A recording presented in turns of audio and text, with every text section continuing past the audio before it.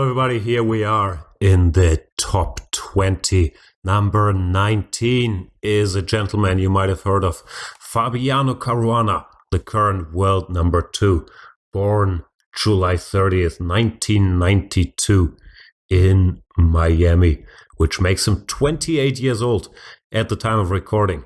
Peter, that's pretty young to be that high on the list, but we feel he belongs, no?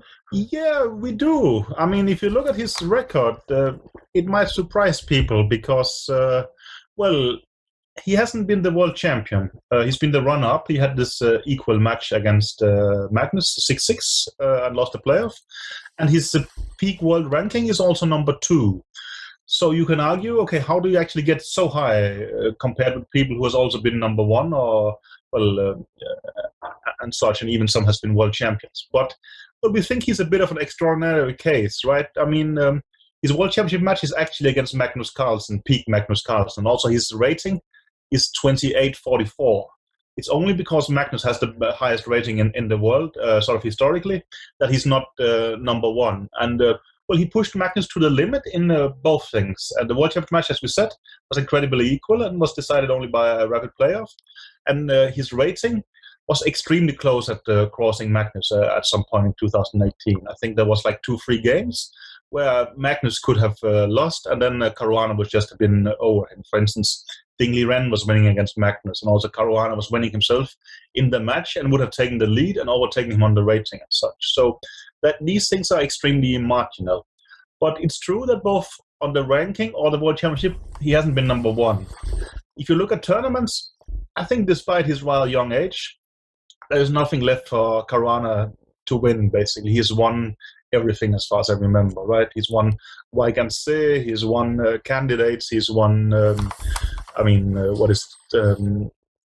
think Dortmund also, Grenke Chess, US Championships, yeah. Olympiads, Norway Chess, yeah. Sinquefield Cup, obviously one of the best results in history. He's won quite a few. Might be one he hasn't won, but nothing comes to mind. And also you mentioned Sinquefield, right? He also had this incredible performance at some point where, he just looked like by far the best player in the world, right? I think, how many points did he win ahead of Magnus in that tournament? It must have been quite some, I would say.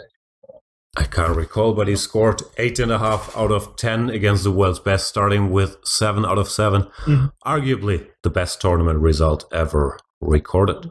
Well, he won the candidates. He was second in the next one, and now at the time of recording, he's on 50% halfway through his third candidate tournament and such. But he's been very strong there as well, and he still have time to compete on that level and such. So we think he ticks all the boxes except for having been the world champion or world number 1. But everything else he's done at an incredibly high level so that he actually deserves to be as high on the list. At least that's my understanding, but you seem to agree, right?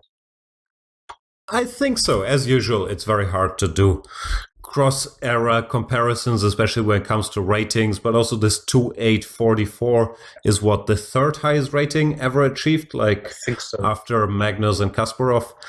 And yeah, he's been more or less the stable world number 2 in an era of a very, very dominant world champion. Of course, we don't know what the future will bring. Sometimes he's threatened at world number 2, but he's always managed to defend it. Sometimes he has been completely clear world number 2 and even been very close to Magnus. So it's like, there is Magnus at the top, and then sometimes Caruana come close to Magnus. Sometimes Caruana drops low, or someone gets close to him. But basically, he's been in some kind of vacuum as number 2 for quite a while, right? Where he moves a bit up and down, but he's basically been number 2 for a very long period. And sometimes the distance to number 3 has been considerable. Yeah, no, it's very hard to say if you compare him to someone from a completely different era that's nearby, like Keres, who might be a bigger name, but I think results-wise, despite his young age, Caruana has done a lot. And if we look at the records in the classical tournaments and, of course, in the match, he's pretty much matched Magnus over the last couple of years when it comes to tournament victories. Well, you mentioned Keres. I think if you just, being 28 years old, you can't have longevity, but he actually has the results, right? I mean, he's I think so. won a bunch, and of course, Kyrgios has more appearances in World Championship cycles, again due to age. But no, I think Caruana is where he belongs. Sounds fair. Any knocks? I'm wondering. We could argue, but we haven't considered this very much for these lists in general, that he's weaker in rapid and blitz, which I think holds him back a little bit in formats like the World Cup. I can't recall him going deep there, where often it comes to rapid and blitz tiebreaks. No. Yeah, maybe you're right. He's not done that well there. But I still remember at some point, St. Louis organized a match where he had to play Nakamura in a mixture of rapid and blitz, and he just won easily. I mean, and there I think he was focused on it and such. I don't think it is his primary target. His primary target is to become the world champion.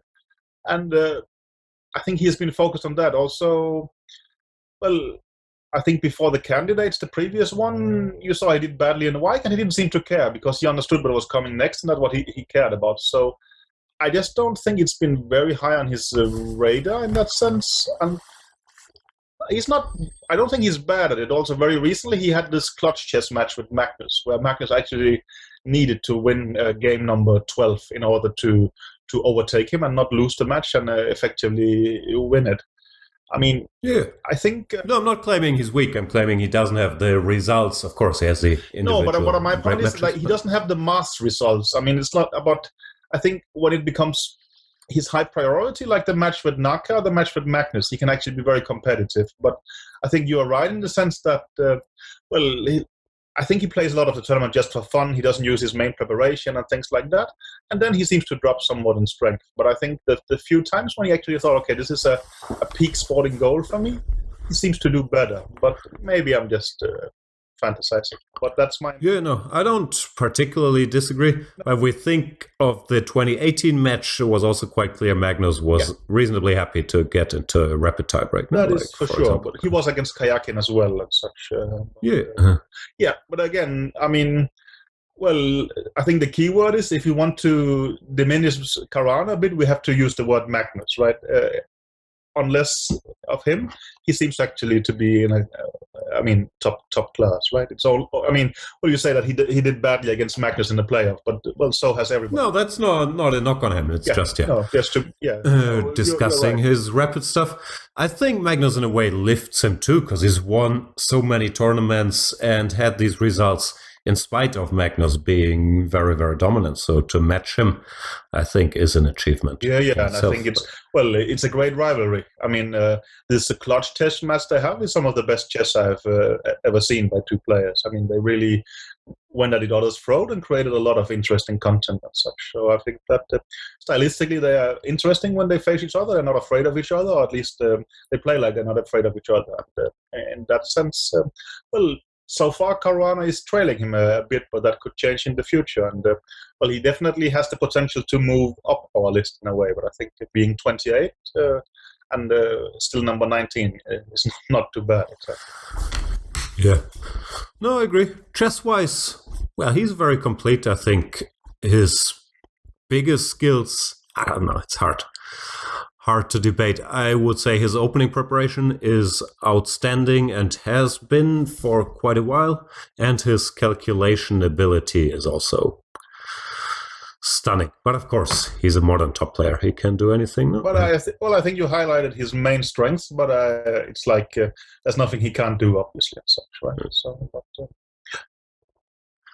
all right, let's look at one game where he defeats Magnus Carlsen during probably his best result ever, the St. Louis Sinkfield Cup 2014, which also goes to show, in spite of his age, he's been around as a very stable top player for a while.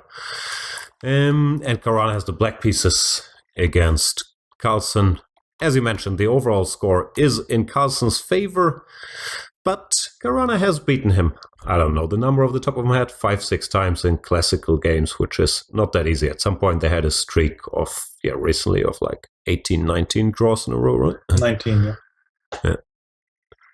So this is some modern theory here. Usually they go bishop d2. Yeah, I think Magnus actually beat him in Norway 2.5 years ago with bishop d2 here. But, right.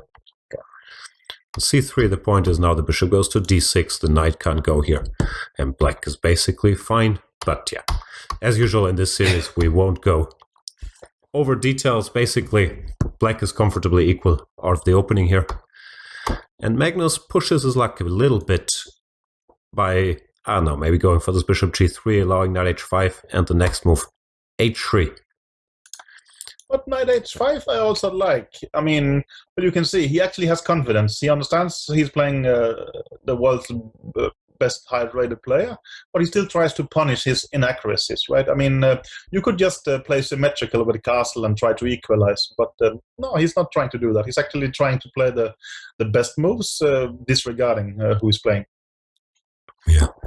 h3, provoking complications, of course, at the cost of ruining his pawn structure a little bit. White wants to tack on f7, and now Caruana shows once again that he's not afraid of tactical mess against anybody. I don't know, you could probably play a move like knight f6, but he goes for the most principled and has it all worked out.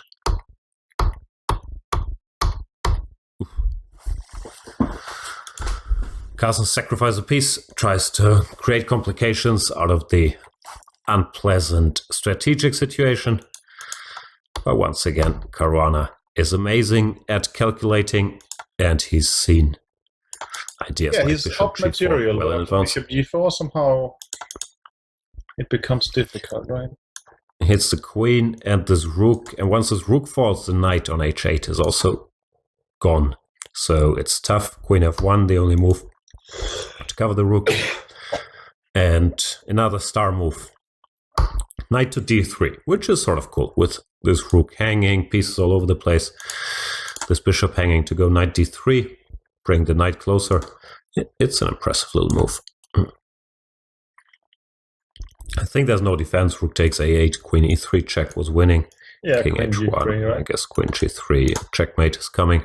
Yeah, the bishop on g4, while hanging, it still managed to control the f5 square, so there's no check, and basically white gets mated first.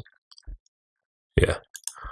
Magnus, being Magnus, of course, makes the best of it, takes the knight, rook f8, and now turns out that in the end it's white's inferior structure that is his downfall. This knight is trapped, the material is more or less equal. Caruana is in no hurry to pick this knight up, and then the king is too weak.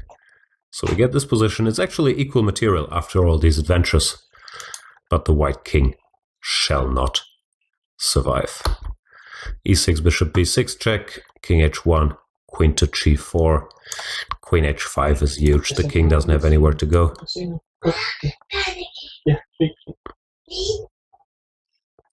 After queen to d6, rook to d8, the rook joins the action. That's just, the difference in king safety is too big.